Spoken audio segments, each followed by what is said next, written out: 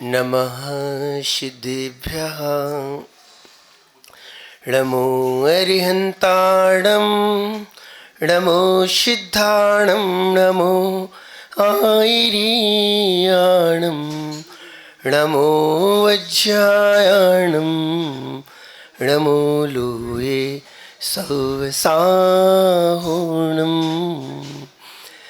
यदर्चा भावेन प्रमुदित मनः दर्दुरिह क्षणादाशे स्वर्गे गुणगण समृद्ध सुखनिधि लभन्ते सद्भक्ता शिव सुख समाजं किमु तदा महावीर स्वामी नयन पथगामी भवतु मे महावीर स्वामी नयन पथगामी भवतु मे। पंच परमेश्वरी भगवान की, 24 तीर्थंकर भगवान की, देवादेव 1008 श्री ऋषभ देव स्वामी की, अंतिम तीर्थ शासन नायक प्रभु महावीर स्वामी की, परम पूज्य मुनि कुंजराचार्य आदि सागर जी, महावीर कीर्ति जी, विमल सागर सन्मति सागर गुरु महाराज के, परम पूज्य वर्तमान के वर्धमान अध्यात्म सरोवर के राजहंस राष्ट्र गौरव राष्ट्र संताचार्य श्री सुनील सागर जी गुरुदेव की।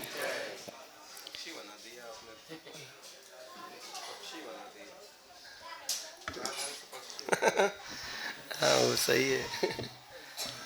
उपस्थित धर्मस्नेही प्यारे प्यारे भव्यात्माओं, संसार में हर जीव सुख की कामना लिए हुए है, सुख चाहने की कोशिश में है, प्रयास भी करता है। अपने 24 घंटे के जीवन में, यानी जो 24 घंटा बस दिन रात निरंतर प्रयास करता है कि मैं सुखी हूँ। सुखी के लिए वो बोलता भी है, चलता भी है, दूसरों से संबंध भी जोड़ता है, दूसरों से अपेक्षाएं भी रखता है और सुख के लिए ही सिर्फ करता है। यानी हम सुख की चाहना रखते हैं, पर जिस विधि से सुख प्राप्त होता है वो विधि हमें अभी तक पता ही नहीं पड़ी। हम इंद्रियों से सुख खोजते हैं,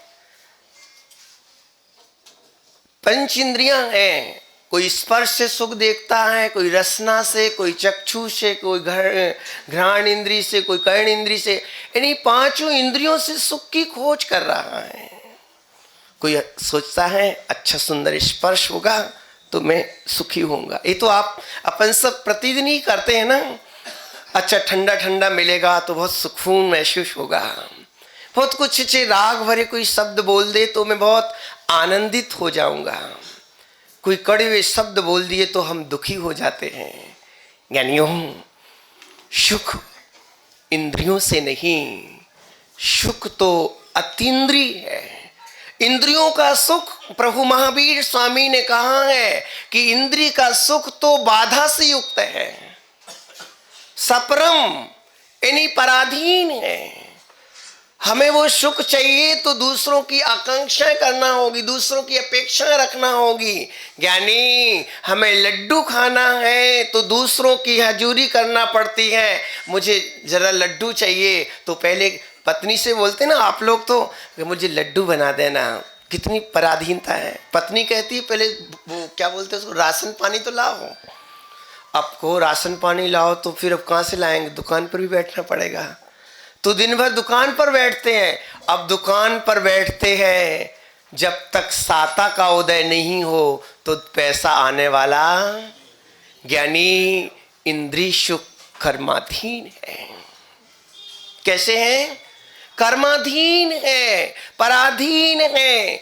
यानी महावीर स्वामी के पास इंद्रिय सुख की प्रचुरता इतनी थी, शायद इस दुनिया में किसी के पास वो सुख नहीं होगा। 3 लोक की संपदा प्रभु महावीर स्वामी के पास थी। कहते हैं महावीर स्वामी को कभी विकल्प नहीं आया कि मुझे ये चीज क्यों नहीं मिली। जैसे अपन को तो विकल्प रहता है ना, साइकिल है तो गाड़ी मेरे पास क्यों नहीं है, गाड़ी है तो बड़ी गाड़ी क्यों नहीं है, किसी की शादी नहीं होती शादी हो जाए, वो होगी तो और इन इच्छाएं अनंत असीम इच्छाएं हैं, सुविधाएं हमें इतनी चाहिए कि बहुत कुछ। पर प्रभु महावीर स्वामी के मन में कभी ये नहीं आया कि मेरे पास इस चीज की कमी है। पहली बात तो इंद्रिय सुख प्रचुर मात्रा में था, वो खुद तीर्थंकर थे, जिनका जन्म कहते होने पर होते उनके पहले ही घर में आए श्री हरि धृति कीर्ति देवियां सेवा करती हैं, और जब जन्म हुआ तो सौधर्म इंद्र जैसे इंद्र पांडुक शिला पर ले जाकर के अभिषेक नमन किया, और वो अपने आप में पावरफुल थे, बड़े बड़े योजन प्रमाण कलशों से उनका अभिषेक किया गया तो भी वो विचलित नहीं हुए। ऐसे पावरफुल यानी उन पुण्यात्मा के मन में भी ये भाव नहीं आया मुझे चीज की कमी है। सब कुछ होने पर भी उनको एक प्यास रही कि इंद्रियों से सुख नहीं, सुख तो अतीन्द्रिय है। क्या आत्मा में डूबेंगे तो ही सुख होगा, तो ही आनंद आएगा। ज्ञानियों ध्यान से सुनो, जैन धर्म वस्तु स्वतंत्रता का धर्म है। आज हम सिर्फ मंदिर में पूजा पद्धति में कुछ थोड़े बहुत सिद्धांत उनमें अटक गए, ऐसे अटके कि हम असलियत समझने के लिए तैयार नहीं होते हैं। वस्तु व्यवस्था क्या है? हमारा जिन धर्म कहता है कि पानी का स्वभाव क्या है, आप पानी का स्वभाव ठंडा है ना, अग्नि का स्वभाव उष्ण है। पूरी दुनिया कहने लग जाए एक साइड होकर के नहीं अग्नि ठंडी होती है, तो बोलो ठंडी हो जाएगी क्या? बोलो। जैन दर्शन का जो न्याय है ना, जैन दर्शन जो न्याय देता है वो दुनिया में कोई न्याय नहीं दे सकता है। वस्तु व्यवस्था और वस्तु व्यवस्था को समझने वाला शासन तो पवित्र है, पर हम जो का धारण करते हैं ना, वो वहाँ कहीं कसाय आ जाती है, वहीं कहीं विकार आ जाते हैं, तो हम वो समझ नहीं पाते हैं। उसमें हम तब अपन सब हैं। प्रभु से प्रार्थना करो, हे भगवान कैसे दुष्सम काल से निकला जाए। दुष्सम काल है ज्ञानी, पंचम काल सारे 18,000 वर्ष का बाकी है अभी इस काल का। यानी छठवां वो जब यानी इतना लंबा समय निकलेगा, और ये कषायों में निकल गया, विकारों में निकल गया, कषायों की पुष्टि में निकल गया, तो फिर छठम काल ही आने वाला है, वहीं कहीं जन्म लेना होगा।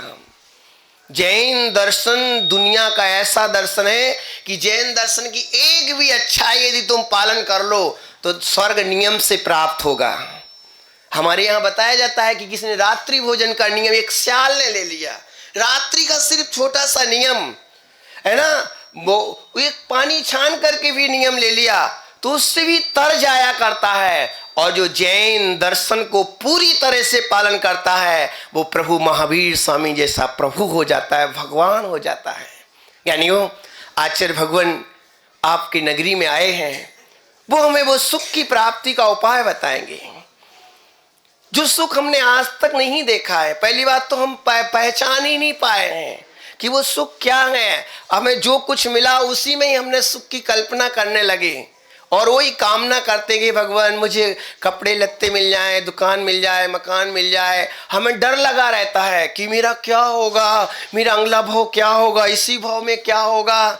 ज्ञानी वस्तु स्वतंत्रता का इतना मंगलमय उद्बोधन है, इतनी सुंदर व्यवस्था है कि यदि तत्व की दृष्टि यदि बन गई तो दुनिया की किसी भी शक्ति के सामने हम परास्त नहीं हो सकते हैं। आज हम डर जाते हैं, भयभीत हो जाते हैं, हम कहीं ना कहीं अपनी कसाओं की वजह से हम अपने आप से यानी डर जाते हैं। चेतन हमें उस स्वरूप को समझना है जिसको जानने के बाद दूसरी जानने की इच्छा ही ना हो। धर्म का स्वरूप क्या है? अभी हम कहते धर्म करो, कोई कहता है ऐसे हार करो, कोई कहता है ऐसे हार करो, कोई कहता है ऐसे चलो, कोई कहता है ऐसे भगवान की पूजा करो। ना जाने कौन सा क्या धर्म है, यानी धर्म तो आत्मगत होता है। क्या आत्मगत है धर्म, ज्ञान भाव में रहना धर्म है। उस ज्ञान भाव में पहुंचने के लिए हम बाहरी चीजों में इतने उलझ गए कि हम अंदर तक प्रवेश ही नहीं कर पाते हैं। ये समझ लो यहाँ भगवान है, वो कोई अपनी समय ऐसी स्थिति है, वो भगवान है, वो अपने वाले भगवान नहीं, हम नहीं जाएंगे। वो महाराज जी हमारे वाले महाराज हम नहीं जाएंगे। हम वस्तु को जानने के लिए तैयार ही नहीं हो पाते हैं। यानी हमें अनेकांत दृष्टि को अपनाना पड़ेगा। जैन दर्शन के सबसे महत्वपूर्ण सिद्धांत है अनेकांत स्याद्वाद। इनको हमें जरूर अपने जीवन में लाना होगा। आचार्य भगवान कितनी लंबी साधना को अपने जीवन में जी रहे हैं। भगवान महावीर का जो निर्गंथ का मार्ग है, जिनके बदन पर चिंदी मात्र भी नहीं होती है। हमारे यहाँ बताया गया है कि अंश मात्र भी, धागा मात्र भी यदि तुम्हारे पास है तो वो विकल्प का कारण बन जाता है और फिर वो आत्म शुद्धि में सहायक नहीं होता है। तो बहुत सारा परिग्रह हमारे कल्याण का कैसे सहायक होगा। तो निर्गंथ मुनिराज आचार्य गुरुदेव आपके बीच में आए हैं और ये सामान्य साधु नहीं है, जिनको प्राकृत भाषा पर पूरी महती है। प्राकृताचार्य कहलाते हैं। प्राकृताचार्य जैसे हेमचंद्राचार्य आचार्य हुए, उनने भी प्राकृत में बहुत यानी व्याकरण उनकी लिखे। ऐसे आचार्य भगवान खुद प्राकृताचार्य, खुद इनकी व्याकरण की पुस्तक है और इन्हें एक ग्रंथ यानी कई ग्रंथों उनको कंठस्थ हैं। 10,000 श्लोक आचार्य भगवान को अभी भी पूछ सकते याद हैं। इस सरस्वती की कृपा है, जिनने भगवान महावीर को जिया है, उनके जीवन में अनेकों सद्गुण यूं ही प्रकट हो जाते हैं, यूं ही अच्छाइयाँ प्रकट होने लगती हैं। और जो निरंतर साधना आप देखते ही होंगे, पग विहार करते हैं, नंगे पैर चलना और दिन में एक बार ही हार लेना। आश्चर्य होगा आप लोगों को, दिन में एक ही बार, चाहे वो ठंडी हो चाहे गर्मी हो, ऐसा आपने कि कमंडल होता है, वो हाथ पैर धोने के लिए होता है, शुद्धि के लिए सिर्फ। और बाकी जो पीछे होती है संयम के उपकरण के, और शास्त्र होते हैं वो ज्ञान अर्जन करने के लिए, आत्म निर्मलता बढ़े इसके लिए होते हैं। तो और इस प्रकार से इतनी ही चीज़ें होने पर और अपनी साधना और आहार जो आप देख रहे होंगे चौके वगैरह, ये आचार्य श्री हम लोगों के कोई आदेश से या किस प्रकार से नहीं आते। ये जैसे आप लोग जैसे श्रावक है, तो अब महाराज जी तो अपना खुद यहाँ आकर के रास्ते में लगाते हैं, क्योंकि यहाँ बिहार चल रहा है तो रास्ते में जैनी श्रावक अपने हैं, आप जैसे हैं तो आपको विधि नहीं मालूम, तो वो जैनी श्रावक वहाँ जाकर के अपने लिए बनाते हैं और फिर पढ़गान करते हैं, हो स्वामी नमोस्तु नमोस्तु, आइए पधारिए। फिर उनको नवदा विधि जिसको बोलते हैं, नवदा भक्ति पूर्वक उनको पढ़गान करके, और वो भी 32 अंतराल टाल करके आचार्य भगवान मुनिराज आहार लेते हैं। और अभी इसमें भी नियम लेते हैं कि इस विधि से मिलेंगे तो हमारा आहार होगा। यानी बहुत सारी है, यानी आत्मशुद्धि के लिए कितनी बहिरंग साधना है, कितनी विस्तार को प्राप्त है। और कहते हैं इतने बहिरंग साधना करके भी इतने आप कितने परिश्रमों को सहन करते हैं। नग्न बदन रहना, दिगंबरत्व को धारण करना। दिगंबर तत्व हर व्यक्ति हर संप्रदाय का दिगंबरत्व को पसंद करता है।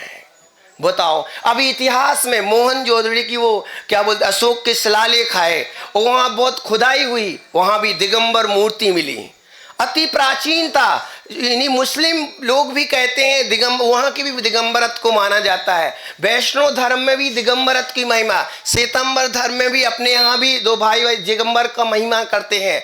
इन्हीं महावीर स्वामी का मूल धर्म दिगंबर का रूप, कि हमें इस रूप में आना चाहिए। हमें अंतरंग बहिरंग परिग्रह का किंचित मात्र भी जहाँ स्थान नहीं, वही वास्तव में चित्त की शुद्धि को उपलब्ध हो पाते हैं। तो हम सब कितने सौभाग्यशाली हैं।